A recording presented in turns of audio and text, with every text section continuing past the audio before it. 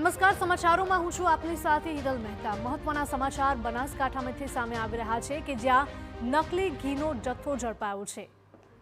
ડીસાના ટેટોડા ગામની આ ઘટના છે કે જ્યાં નકલી ઘીની આખી એક ફેક્ટરી ઝડપાઈ છે। બનાસ ડેરીના લેબલવાળા ડબ્બામાં નકલી ઘીના વેચાણનો ખુલાસો થયો છે।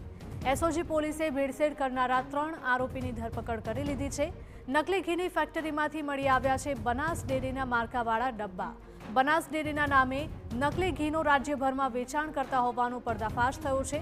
બનાસ ડેરીના માર્કાવાળા ઘીના 7 ડબ્બા ફેક્ટરીમાંથી મળી આવ્યા છે।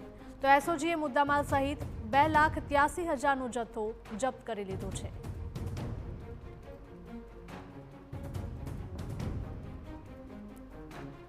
બનાસકાંઠાની આ ઘટના છે। ડીસાના ટેટોડા ગામે નકલી ઘીની ફેક્ટરી ઝડપાઈ હતી। બનાસ ડેરીના લેબલવાળા ડબ્બામાં આ નકલી ઘી ભરવામાં આવતું હતું અને તેને અસલી ઘી તરીકે વેચાણ કરવામાં આવતું હતું।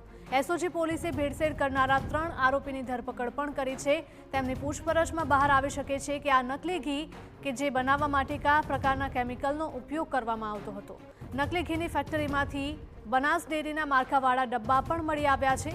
બનાસ ડેરીના નામે નકલી ઘીનું રાજ્યભરમાં વેચાણ કરતા હોવાનો પર્દાફાશ થયો છે। બનાસ ડેરીના માર્કાવાળા ઘીના 7 ડબ્બા સીઝ।